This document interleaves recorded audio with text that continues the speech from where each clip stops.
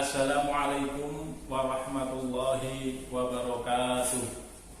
Bismillah, alhamdulillah, assalatu wassalamu ala rasulillah, la haula wa la quwata illa billah, amma ba'du.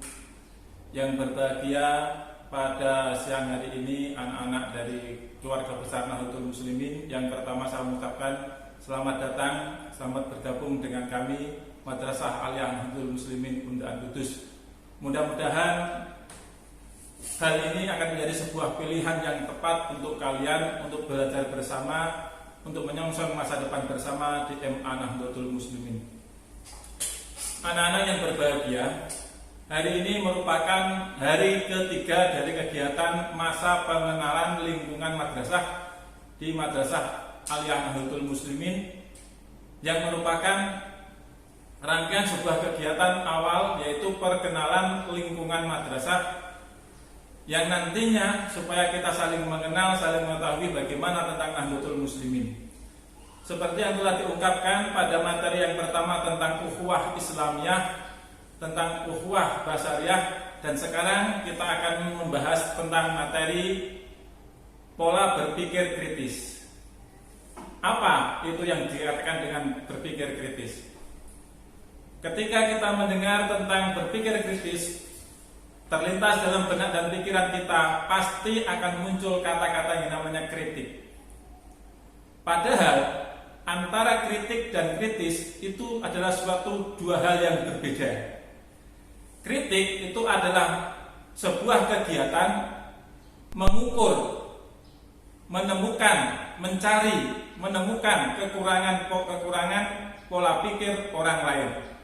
Sementara berpikir kritis itu adalah kegiatan secara sistematis untuk melakukan analisis dan kemudian menemukan sebuah pemikiran baru yang bertujuan untuk mempengaruhi orang lain dalam hal berpendapat atau berargumen. Kritik dan kritis sangatlah berbeda jauh dari pengertian tadi yang saya ungkapkan. Nah, berpikiran kritis merupakan salah satu seni pola berpikir. Nah, seperti otot. Otak dan otot itu memiliki satu kesamaan. Apa itu? Otak dan otot akan menjadi kuat ketika kita lakukan sebuah pelatihan. Otot akan menjadi kuat kalau kita melakukan pelatihan otot, dan otak pun akan menjadi kuat untuk melakukan analisis ketika kita melakukan pelatihan otak juga. Nah, hasil pelatihan itulah yang disebut dengan pola nalar berpikir kritis. Anak-anak yang berbahagia, dalam hal berpikir kritis itu ada 3 hal yang menjadi pijakan awalnya. Yang nomor 1 hasil analisis, nomor 2 argumen, yang nomor 3 penalaran. Hasil analisis itu ditemukan dari sebuah proses. Proses itu sesuatu yang memerlukan waktu yang lumayan panjang. Tidak ada yang namanya proses dihasilkan dari sesuatu yang bersifat pendek. Akan tetapi proses itu dari sebuah perjalanan panjang, dari tahap ke tahap, dan selanjutnya sampai menemukan hasil yang ingin dicapai. Kemudian argumen. Argumen itu berbeda dengan pendapat. Pendapat itu tidak melalui sebuah proses yang namanya premis 1, premis 2, dan premis ketiga. Akan tetapi kalau argumen itu harus melalui sebuah proses, premis 1, premis 2, premis 3. Misal contohnya begini.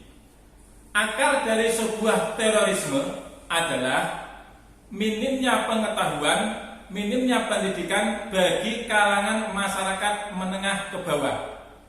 Nah, itu bisa dikatakan sebagai sebuah argumen karena ada premis rendahnya pendidikan, ada premis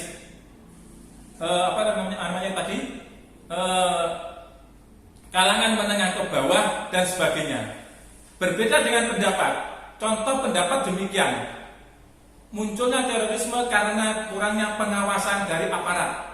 Itu masih pendapat. Karena apa? Karena di situ tidak ada premis. Kurangnya pengawasan aparat itu bukan premis, tapi sebuah pernyataan yang bersifat pribadi atau pernyataan seseorang. Nah, di sini akan tampak kelihatan antara argumen dengan pendapat.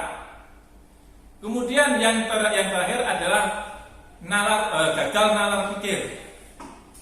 Gagal nalar pikir itu artinya adalah ketika kita mencoba memahami sebuah pernyataan-pernyataan, yang di situ kemudian kita harus bisa menemukan inti dari pernyataan itu atau yang disebut dengan konteks.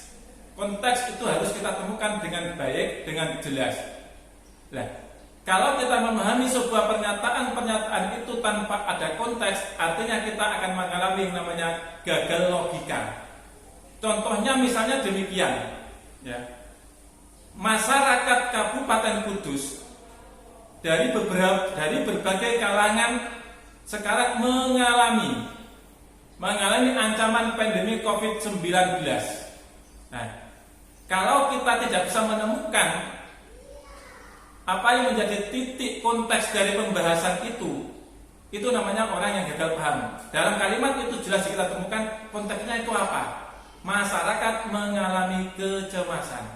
Nah, itu yang namanya dengan berpikir kritis. Jadi kita mampu menemukan satu, analisis, dua, ada argumen, tiga, ada yang namanya kita bisa mampu menghindari gagal logika. Kemudian, apakah dalam berpikir kritis itu diperlukan kritik dalam hal ini? Ternyata orang yang memiliki jiwa pengkritik juga bisa memiliki berpikiran kritis. Ya. Contoh kecil ketika seorang kritikus sastra, Johann Levi Strauss, dengan teori dekonstruksinya, kemudian dia dikritik habis oleh John Lotman, akhirnya muncul sebuah teori baru dalam dunia sastra, yaitu teori strukturalisme. Nah, kritik dan berpikir kritis kalau dipadukan akan menjadi sebuah teori baru, seperti yang saya ungkapkan tadi itu. Dari teori dekonstruksi menjadi muncul teori baru yang namanya teori strukturalisme yang dipelopori oleh Johann Levi Strauss itu tadi. Saya kira itu sekedar sebagai awalan untuk membahas tentang berpikir kritis. Seorang usia anak SMA memang harus ada pembiasaan untuk bisa berpikir kritis, terutama kita nanti akan belajar untuk mengkritisi segala hal yang ada di lingkungan kita, baik itu di lingkungan madrasah, di lingkungan rumah, ataupun di lingkungan manapun, ya. Karena usia seperti kalian ini, usia masa-masa SMA, sebentar lagi nanti setelah 3 tahun yang akan datang akan menjadi usia para mahasiswa, dan disitulah saatnya kita mampu mengaplikasikan diri, pola pikir kritis kita di masyarakat. Karena awal dari kekritisan berpikir dari seorang mahasiswa itu semua harus diawali dan dilatih pada masa-masa usia SMA ini.